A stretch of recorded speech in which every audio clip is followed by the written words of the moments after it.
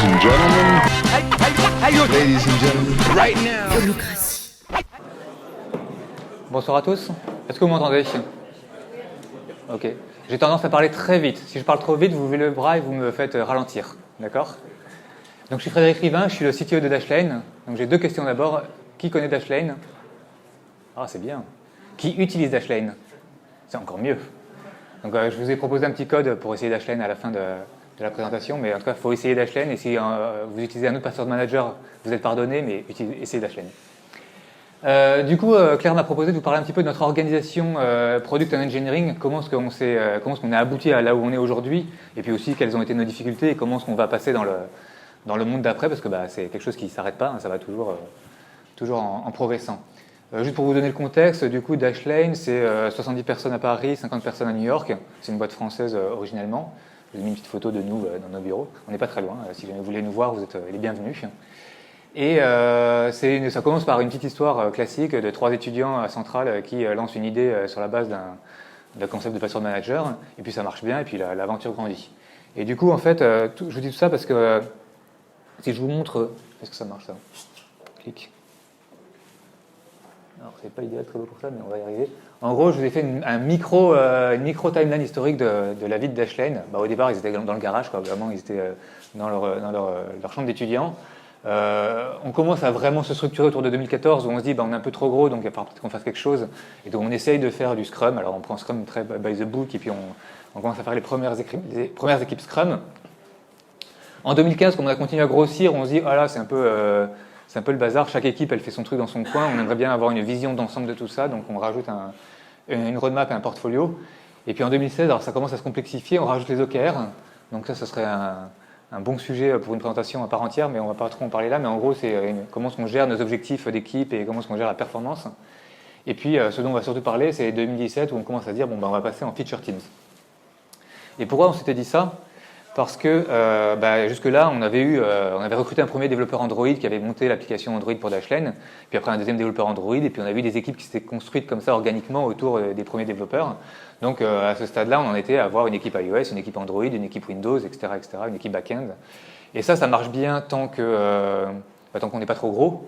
Ça marche pas trop mal tant qu'on a un seul produit unique, grand public, qui était notre produit originel. Mais ça ne scale pas très bien parce qu'à un moment, on se retrouve avec une équipe avec, 10 développeurs web ou 10 développeurs iOS et ça commence à être compliqué. Et puis on avait un autre sujet qui était ce petit diagramme-là, qui était les différentes couches d'agilité. Je ne sais pas si vous voyez, j'essaie de le zoomer. Non, c'est pas mieux. Hop, tac. Voilà. Il y a 4 couches un peu dans l'agilité. Il y a la partie du bas qui est la couche opérationnelle, qui est la plus traditionnelle. On fait du Scrum, du Kanban ou quoi que ce soit, mais en tout cas, on est dans la méthodologie plutôt projet.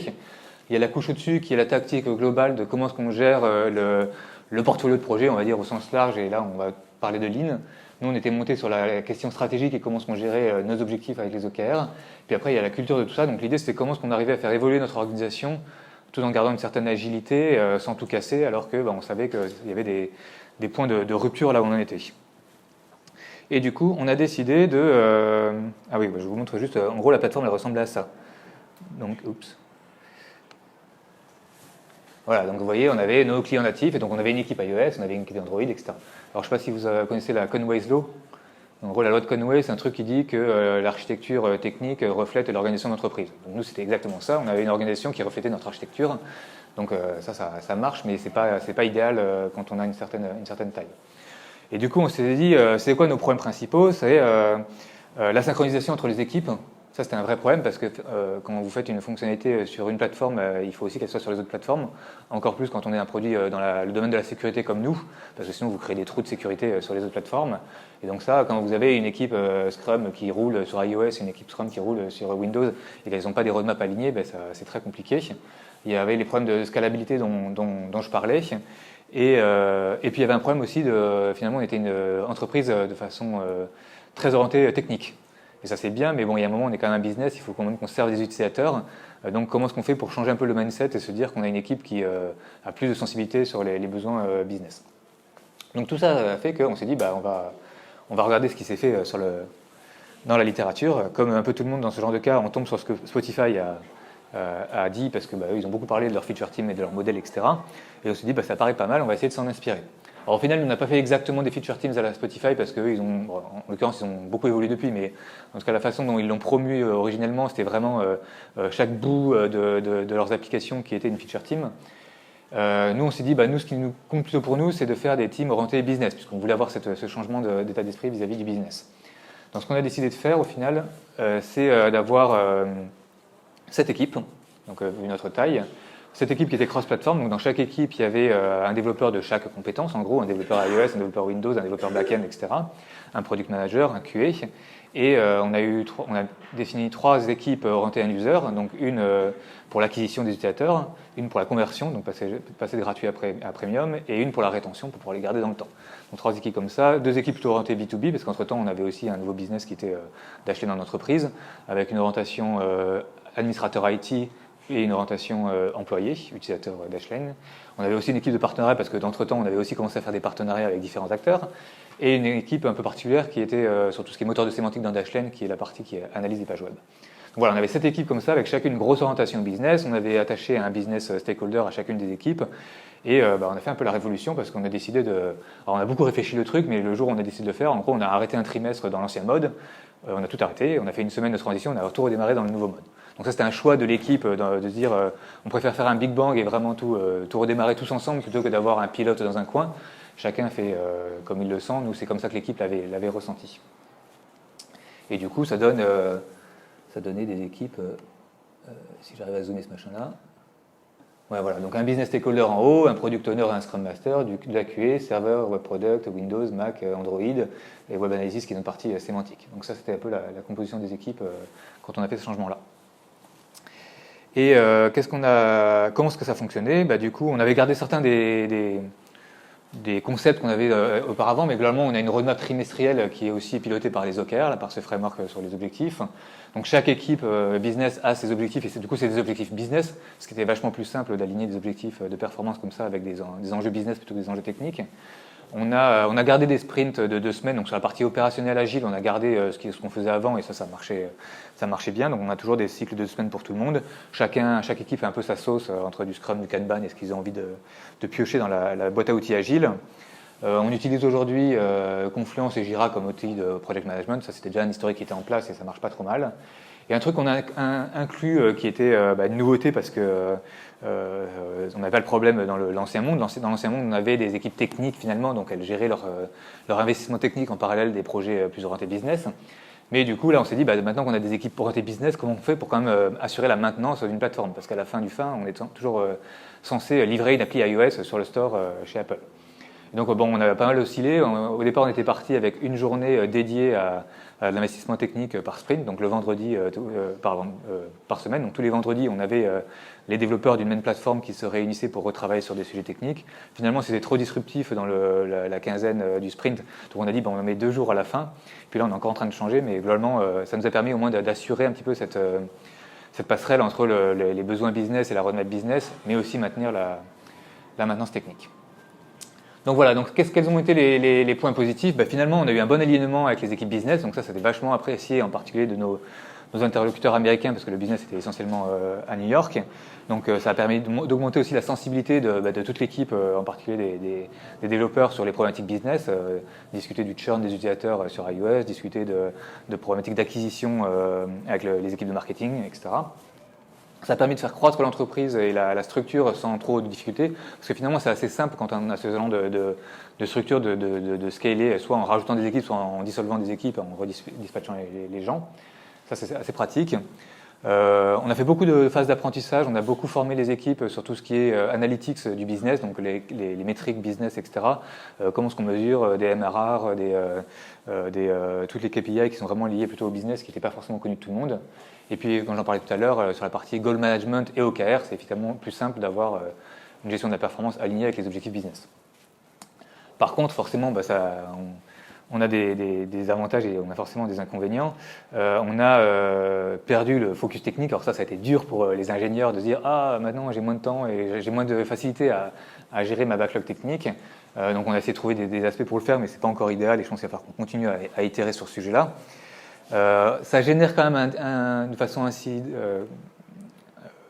incidemment une structure matricielle, parce qu'on se retrouve avec donc une orientation équipe business. On a quand même cette communauté de pratique et des développeurs, et du coup nous on a gardé d'ailleurs une hiérarchie associée à la plateforme technique. Donc le manager des devs Windows, c'est un dev Windows, quoi. Ça reste une structure hiérarchique comme ça. Donc ça, il faut aussi apprendre à le gérer. C'est plus compliqué pour les managers techniques parce qu'auparavant ils travaillaient avec toute leur équipe dans leur même équipe. Maintenant elle est distribuée dans les autres équipes, donc il faut gérer ça un peu différemment. On a eu aussi une petite difficulté, c'est que quand on a fait le gros changement, on a voulu aussi vachement associer ça à un changement d'approche. Donc donner beaucoup d'autonomie aux équipes, beaucoup de responsabilités. Et en fait, on a probablement été trop loin. Donc les équipes elles-mêmes nous ont dit à un moment, ah non, on a besoin d'un peu plus d'être un peu plus guidé, d'être un peu plus orienté, parce que vous nous avez laissé trop d'autonomie. Alors ça, c'était un équilibre qui a été délicat à trouver, et je pense qu'on est mieux aujourd'hui. Et puis du coup ça génère aussi que malgré tout on a plus un truc qui est ce que j'appelle, c'est pas moi qui l'appelle, mais Agile Fall qu'un pur Agile ou un pur Waterfall, donc on n'est pas entre les deux.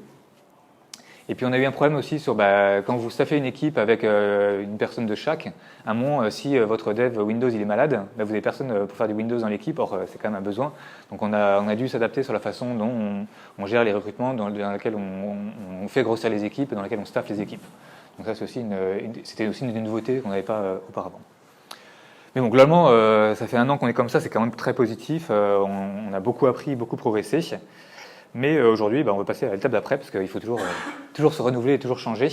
Une des principales difficultés qu'on a rencontrées, c'est que finalement, avoir des équipes avec un scope business tel que je vous ai décrit, c'est trop large. Il y a trop de possibilités, l'arbre des possibilités qu'a une équipe est trop large, et en particulier pour le product manager, c'est compliqué parce qu'en gros, par où je commence, par quoi j'attaque. Donc là, on est en train de refaire plutôt un upgrade sur cette organisation, plus qu'une nouvelle révolution, mais un upgrade où on va descendre d'un cran, on va être dans le compromis entre un scope business très large et un scope projet très précis, donc ce qu'on appelait les mission teams. Donc en gros, on va se donner une mission pour chaque équipe. Alors ça va nous donner plus de flexibilité aussi en termes d'organisation des équipes. On garde un concept d'équipe cross-platform avec une orientation quand même essentiellement business. Mais l'idée, c'est d'être un peu moins haut niveau. Donc pour vous donner des exemples, ça veut dire que là, par exemple, on va avoir une équipe dont la mission, ça va être de travailler la rétention au 2e jour sur mobile. Parce qu'on sait que sur mobile, c'est compliqué quand on a un password manager comme nous les gens installent, essayent un peu et puis finalement ne reviennent pas. Donc comment est-ce qu'on fait pour passer ce truc-là? Donc la mission, ça va être focus vraiment sur ça. Ce qui veut dire que le staffing de l'équipe, ça va être aussi essentiellement des développeurs mobiles. Et donc on va avoir un focus un peu plus précis, etc. Ça va nous permettre aussi de réintégrer des choses dans ces équipes-là qui sont moins business. Comment est-ce que je fais des gros refactors applicatifs ou des projets très techniques dans ces projets-là? Ou comment est-ce que je fais des choses qui sont très produits? Un redesign d'une application, finalement, dans notre organisation avec un scope business, c'était compliqué de faire un redesign d'application parce que ça ne rentrait pas vraiment dans un scope particulier.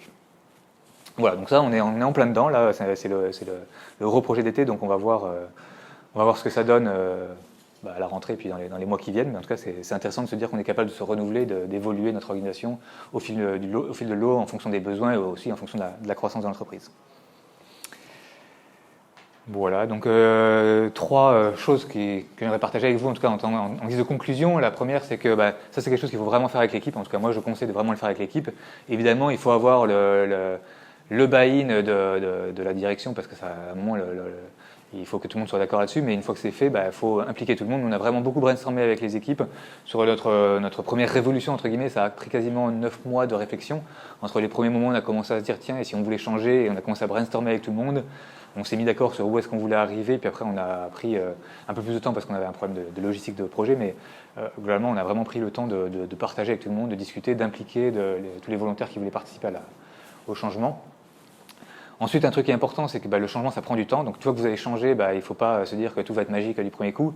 Ça prend du temps, il faut être patient, il y a des obstacles qui vont arriver, il faut savoir, avec l'équipe, surmonter les obstacles et trouver les bonnes solutions pour ne pas se dire que tout est gagné d'un coup. Et puis, en se projetant dans l'avenir, une fois que vous avez fait votre changement, en fait, vous devriez déjà être en train de penser au changement d'après parce que, en fait, il va falloir rechanger demain. Donc, ça, c'est quelque chose où moi j'ai tendance à beaucoup planter des graines, comme je dis, en disant ok, là on a résolu tel problème, mais on sait qu'il y a aussi ces problèmes-là, et puis on sent qu'il va y avoir ces problèmes-là qui vont arriver. Commençons dès à présent à réfléchir à la suite, et ça nous permet d'évoluer, d'incrémenter au cours du temps, mais aussi d'être prêt à faire des gros changements massifs comme on l'a fait les années passées. Voilà. essayez Dashlane. Vous pouvez downloader sur dashlane.com. Il y a un code qui s'appelle YOLOCRACY, donc c'est pas très compliqué, et ça vous donne 6 mois gratuits de Dashlane. Voilà. Merci beaucoup.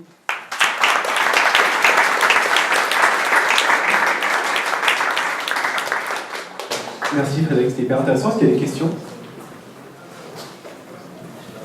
Merci, monsieur Blason, ça va tout ça. Merci beaucoup. Je vais revenir sur la sujet. Vous avez fait un changement hyper drastique. Enfin, j'avais pensé longtemps, et puis un jour, vous avez dit ok, on change tout, dans une semaine, on fait un peu pareil. Est-ce que, après coup, si vous deviez le refaire, vous le feriez exactement pareil? Est-ce que finalement, il y a eu des travers avec ce mode de changement, des résistances au changement, des choses comme ça? Ou est-ce que vous feriez quand même comme ça, mais avec vous avez justement, enfin, sur ce point-là particulier, Non, je pense qu'on le referait comme ça, et en plus on va le refaire comme ça là, avec ce nouveau changement sur les Mission Teams. Dans l'été, là, on va se refaire une semaine dédiée à ça. Et je pense que la raison pour laquelle on le fait comme ça, c'est que ça nous a aussi permis de créer un peu des moments très sympas, fédérateurs pour l'équipe. Donc typiquement, quand on l'a fait il y a un peu plus d'un an, on avait prévu 2 semaines pour ça. On a fait venir pas mal aussi de collègues américains à ce moment-là. On a fait beaucoup de team building, comme on a beaucoup déménagé les équipes, etc. Donc on a vraiment profité de cette période de transition pour générer une dynamique et une ambiance autour de tout ça. On a fait du team building, on est allé faire la fête, etc. On a fait beaucoup de choses de ce type-là. Et donc c'est un bon moment fédérateur dans la culture et la vie d'entreprise, donc je pense que c'est pas mal de le faire comme ça. Et puis après, il y avait un point logistique qui était... c'est quand même plus simple de se dire qu'il y a tout le monde qui fonctionne dans un mode à un moment et puis tout le monde qui fonctionne dans le mode d'après. Ça c'est purement... on peut le faire effectivement différemment, mais c'est quand même plus simple pour aligner tout le monde. Mais non, c'était très positif. Et d'ailleurs, en l'occurrence, cette partie-là, c'est plutôt la partie qui est vachement excitante. Tout le monde est super motivé et c'est un très bon moment pour tout le monde. Et puis après, c'est quand on est dans le quotidien de la vie du machin où c'est un peu plus compliqué, quoi. Merci Fred pour l'intervention. Moi j'ai une petite question sur les mission teams. Quand tu étais sur des business teams, en gros c'est des thématiques qui sont très permanentes, enfin c'est des choses qui ne changent pas. Est-ce que sur les missions, vous allez avoir des teams où les sujets vont peut-être être un peu moins pérennes et du coup il va falloir les updater plus régulièrement? Est-ce que vous avez pensé à ce point-là et comment vous allez le gérer? Parce que la stabilité des équipes, je sais que c'est un critère, du coup j'imagine que vous anticipez ce côté. Alors oui, carrément, en fait les mission teams, l'idée c'est que la mission team elle existe jusqu'à ce qu'elle ait atteint son objectif. Donc là, je parlais des OKR tout à l'heure, mais globalement dans les OKR, on a un objectif et un key result qui dit qui mesure est-ce qu'on a atteint l'objectif ou pas. Donc l'idée c'est, oui, donc on va démarrer une mission avec un objectif et quand l'objectif est atteint, on va changer de mission, quoi. Donc ça va donner effectivement peut-être un peu moins de stabilité, mais on est quand même sur des... Mon intuition, c'est que la plus courte mission team, ce sera plutôt 3 mois, et ce sera plutôt genre 6 mois, 9 mois en moyenne, donc ça donne quand même une certaine stabilité. Et après, c'est aussi quelque chose que les équipes aiment bien. Finalement, on dit qu'on aime la stabilité, mais ils aiment bien aussi changer un petit peu de temps en temps de crèmerie. Donc je pense que ça permet d'avoir le meilleur des deux mondes. Et par contre, comme on va garder cette cadence, je parlais de roadmap trimestriel, on va garder cette cadence trimestrielle où on va revoir où est-ce qu'on en est, est-ce qu'on progresse, etc.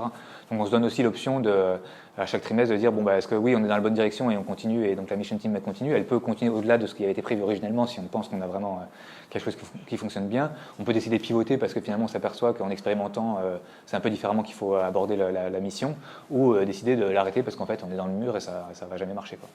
Donc c'est aussi pour gagner cette flexibilité qu'on fait ça. Merci à toi. Moi j'avais une question sur, est-ce que tu pourrais nous donner un petit peu plus de précision sur la phase de réflexion, co-construction du modèle, c'est-à-dire un facteur clé de succès, c'est d'impliquer les gens, etc. Mais voilà, dans le team building, qu'est-ce que vous faites dans le team building et surtout comment vous coordonnez tout ça entre la France et les États-Unis? Alors sur la phase de réflexion amont, en fait moi j'avais déjà une idée assez précise de où est-ce que je voulais aller, mais l'idée c'est pas que moi j'impose à tout le monde, allez les gars on va faire ça. Donc ce qu'on avait fait d'abord plusieurs sessions de brainstorm, par groupe de plutôt une quinzaine de personnes pour pas avoir des trop gros groupes. Donc en gros c'est quoi nos difficultés aujourd'hui, quoi. Vraiment plutôt identification des pain points et des choses qu'on aimerait changer. Et sur cette base-là, brainstorm, qu'est-ce qu'on pourrait proposer. Donc on a fait comme ça plusieurs sessions, puis après on a essayé de converger un peu avec tout le monde pour essayer d'avoir une version à peu près commune à tout le monde. Et ensuite c'était vraiment volontariat. En vrai, tous ceux qui voulaient participer à la réflexion et à la construction du sujet, on les a réunis dans une salle et puis après on a convergé ensemble sur la cible finale qu'on a partagée après avec tout le monde. Et sur cette base-là, les volontaires ont participé à on va dire, la logistique du changement. En gros, comment est-ce qu'on veut gérer le changement? Effectivement, est-ce qu'on veut faire un Big Bang ou est-ce qu'on veut gérer des pilotes? Comment est-ce qu'on va gérer la réorganisation? Parce que finalement, une des questions que tout le monde se pose, c'est je vais aller où? Dans quelle équipe? Donc comment est-ce qu'on gère ça? Voilà, donc toute cette phase-là, elle a été faite vraiment avec des volontaires. Donc on avait une petite réunion toutes les 2-3 semaines où on se retrouvait, chacun avait un plan d'action il avait une part du projet à réaliser. On a géré ça un peu en mode projet finalement, ce changement-là. Et puis du coup, il y a une équipe qui était chargée de réfléchir, une fois qu'on a eu décidé qu'on allait faire ça dans une semaine dédiée en mode Big Bang, il y a une équipe qui était chargée de réfléchir à comment est-ce qu'on pouvait animer cette semaine-là, qu'est-ce qu'on allait faire pendant cette semaine-là, qui devait venir, etc., impliquer New York, etc. Après, la réflexion, pour ta question sur New York, ça s'est fait surtout sur Paris, parce que Product Engineering, c'est à Paris, et c'est essentiellement un sujet parisien, donc on les a impliqués, on les a consultés, etc., mais ça a été plus construit sur Paris que sur New York. Je ne sais pas si ça répond à ta question. Merci beaucoup pour le talk. Du coup, tu disais que vous n'aviez pas vraiment appliqué un modèle de feature team, mais plutôt l'esprit de business team, sur lequel vous aviez un objectif business type prévention, acquisition, après.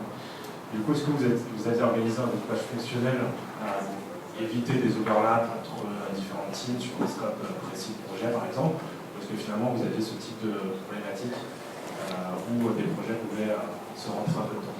Non, on a eu carrément ce genre de problématique où effectivement, en particulier entre acquisition et rétention, tu as un univers qui est quand même à quel moment la rétention commence, à quel moment l'acquisition finit. Donc oui, on a eu des overlaps comme ça, on a eu un moment entre en particulier les équipes acquisition, conversion et rétention, et on a dû mettre en place un planning de tous les tests AB qui tournaient à un instant donné pour éviter qu'il y ait trop de trucs qui se marchent dessus. Donc oui, ça a été un réel problème.